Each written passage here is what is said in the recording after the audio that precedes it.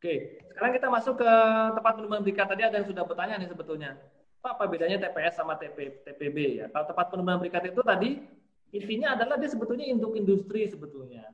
Jadi ini kita berikan fasilitas dari pemerintah ke teman-teman pengusaha apabila dia mau eh, mengadakan kegiatan importasi, terus bahan bakunya itu ternyata nanti jadi barang jadi, kemudian barang jadi diekspor kembali ke luar negeri, maka kita adakan fasilitas tempat penimbunan berikat atau bonded zone lah istilahnya. Kalau di istilah dari Kyoto Convention atau dari apa namanya World Customs Organization itu namanya bonded zone.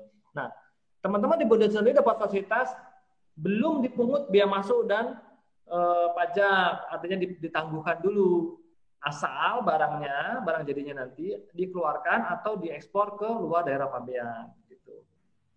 Gimana kalau nanti misalnya barang jadinya ternyata mau dijual lokal, sebagian diekspor, sebagian dijual lokal, boleh juga. Nanti yang diekspor tetap dapat penangguhan biaya masuk, tetap nggak bayar biaya masuk dan pajak.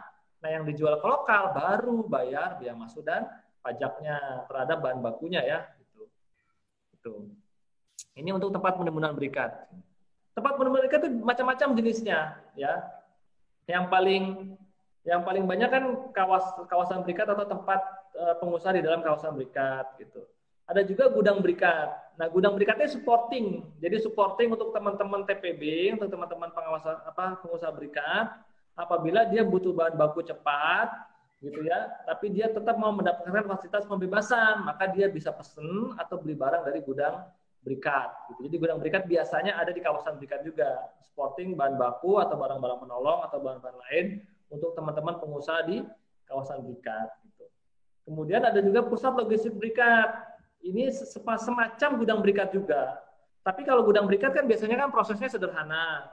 Dia hanya misalnya pemotongan atau misalnya tadi yang belinya satu karung terus dirubah jadi plastik 10 kiloan atau plastik 50 kiloan. Nah, itu boleh dilakukan di gudang berikat gitu. Atau besi yang tadinya 2 meter dirubah menjadi 50 cm 50 cm itu boleh dilakukan di gudang berikat gitu.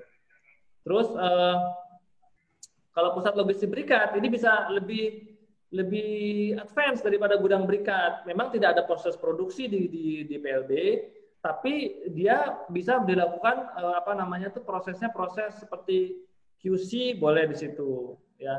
Jadi nanti barang-barang yang dikeluarkan dari PLB sebelum dipakai di kawasan berikat, dia misalnya di QC dulu. Kalau barangnya buruk atau tidak sesuai sama permintaan bisa diekspor ke penjualnya di luar negeri. Kalau barangnya bagus bisa dilakukan pembayaran biaya masuk dan pajak gitu, misalnya kayak gitu. Jadi kalau PLB itu lebih luas atau lebih rumit dari gudang berikat, tapi dia fungsinya hampir sama sebetulnya untuk supporting teman-teman pengusaha berikat gitu.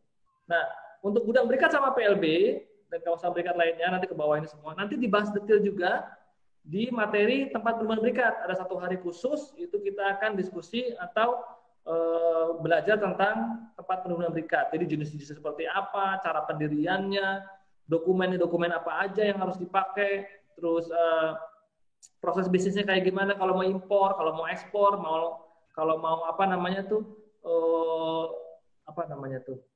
diproses sebagian ke tempat lain gitu ya, subkontrak lah namanya gitu ya.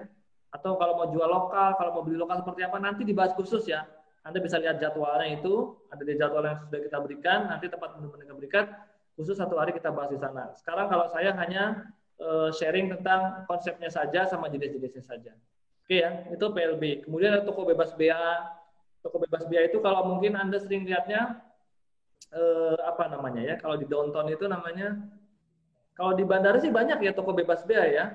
Gitu. Di downtown juga ada kayak Sarina misalnya. Jadi kalau Anda beli di barang-barang di toko bebas biaya ini, Anda belum bayar biaya masuk dan pajak gitu.